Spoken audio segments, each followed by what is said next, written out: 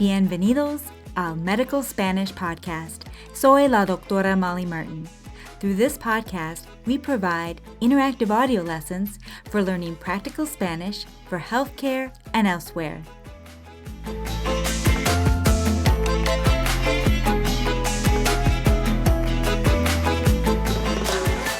The level of this lesson is upper intermediate, and timestamps are provided in the show notes. The lessons offered at DocMolly.com are solely for learning Spanish. They are not intended to teach medicine or provide medical advice. Hola a todos. In the trauma module of our Spanish for Emergencies course at DocMolly.com, we have been practicing Spanish for the reduction of fractures and dislocations. Often, these reductions must be done under sedation. Therefore, over the next 3 weeks, we will be covering Spanish for procedural sedation. Today, you'll hear the first lesson.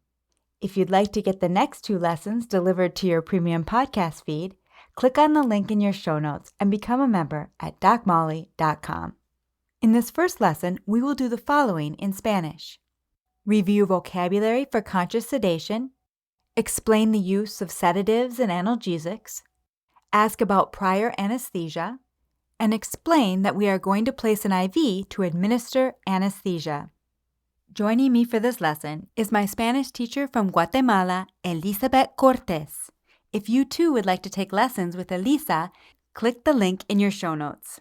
¿Listos? Empecemos. En la lección de hoy, Elisa nos va a ayudar a aprender español para la sedación de procedimiento. Ahora te toca a ti. Procedural sedation. La sedación de procedimiento. You could also say sedación para procedimientos. Conscious.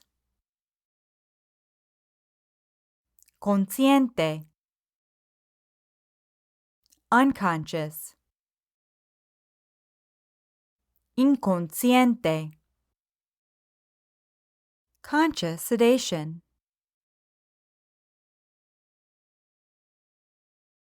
La sedación consciente.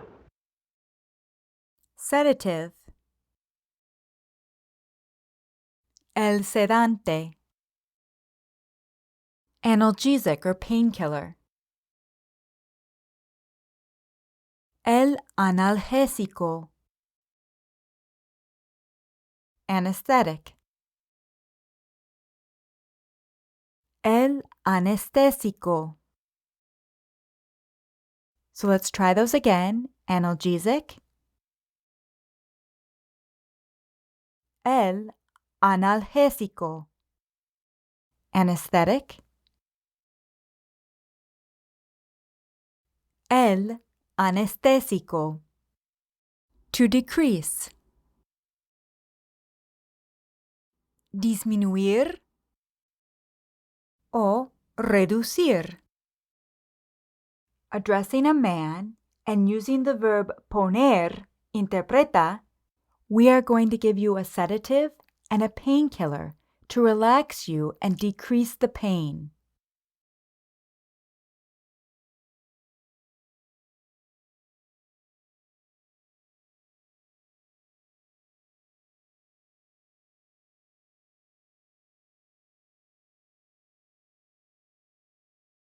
Vamos a ponerle un sedante y un analgésico para relajarlo y disminuir el dolor. So as we've learned before, the verb poner is often used to express administering an IV or injectable medication. Vamos a ponerle un sedante y un analgésico. Addressing a man again, but using the verb administrar, interpreta, we are going to give you sedatives and analgesics to relax you and decrease the pain.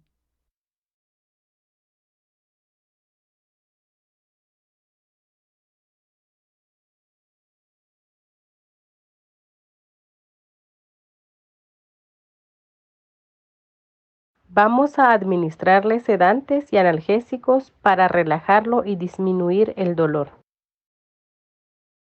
To sedate the patient.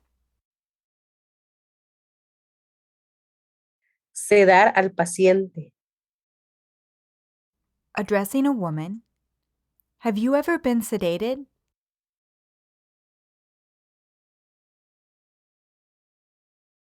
¿La han sedado alguna vez? And listen again to how we interpreted this question.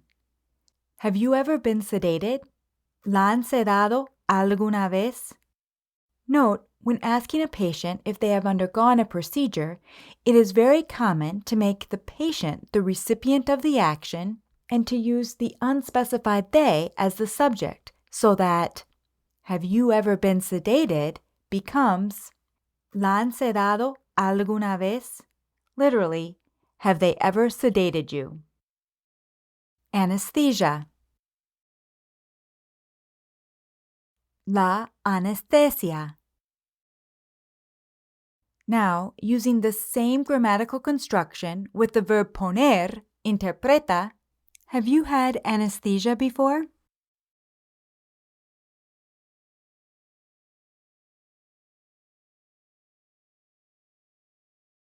¿Le han puesto anestesia antes? Literally, have they put anesthesia on you before? Interprétalo otra vez. Have you had anesthesia before?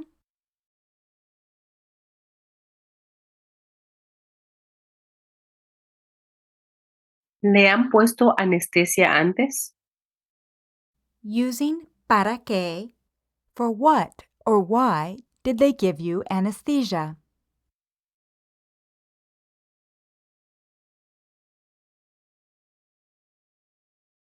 ¿Para qué le pusieron anestesia?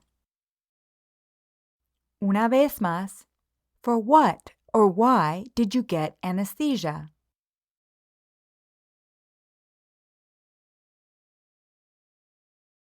¿Para qué le pusieron anestesia? And as you know, there's different levels of anesthesia. There's local anesthesia, regional anesthesia, general anesthesia, where the patient is intubated and becomes completely unconscious, and conscious sedation.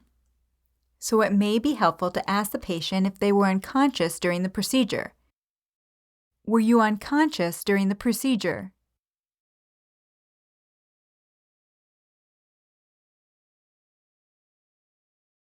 ¿Estuvo inconsciente durante el procedimiento?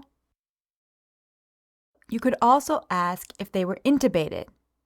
How do you say to intubate? Intubar. Now, using the unspecified subject of they and addressing a woman, were you intubated? ¿La intubaron? And after what we experienced with the COVID pandemic, it seems that most people understand the word intubar. Interpreta, did you have any problems with anesthesia?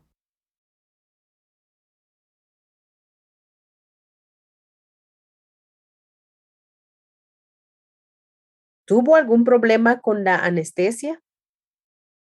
So when talking about the past event of receiving anesthesia, we use the preterite for all these questions.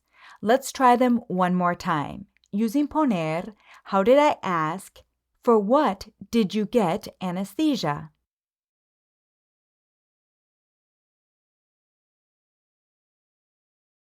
¿Para qué le pusieron anestesia?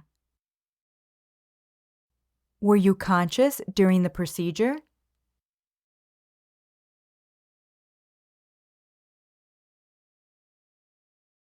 ¿Estuvo consciente durante el procedimiento? Addressing a woman, were you intubated? ¿La intubaron? And finally, note how we refer to the patient with the direct object pronoun lo or la when the patient is the direct object of the verb. ¿La han sedado alguna vez? ¿La intubaron? Whereas in the question, ¿para qué le pusieron anestesia? Anestesia is the direct object and the patient is the indirect object of the verb. Thus, we refer to the patient as le. ¿Para qué le pusieron anestesia? However, I would not get too hung up on indirect versus direct object pronouns because you'll be understood either way, and you're going to encounter a lot of leísmo, where le is used even when referring to the direct object of the verb.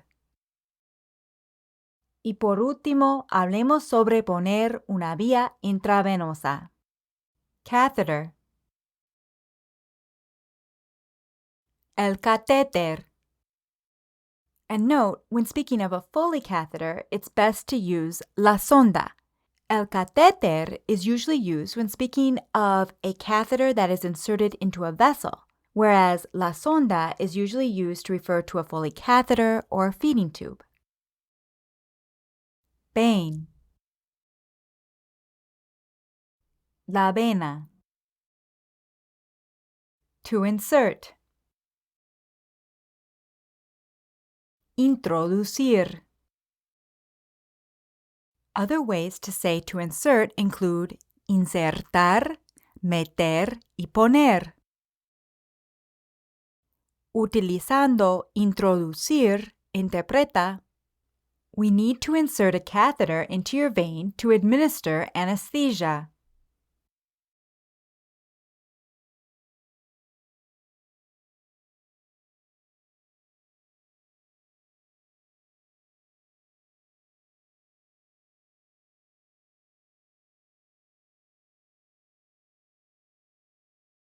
Necesitamos introducir un catéter en su vena para administrarle anestesia. Now, using poner, how would you say, we need to insert a catheter in your vein to give you anesthesia?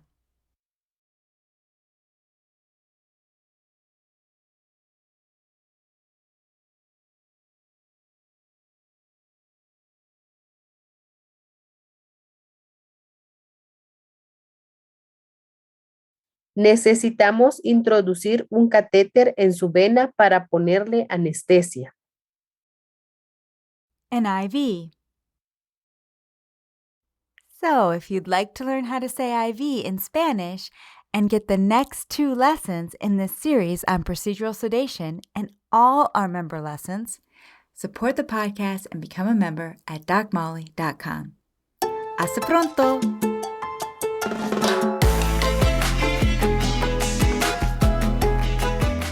This is a production of docmolly.com, where we learn practical Spanish for healthcare and elsewhere.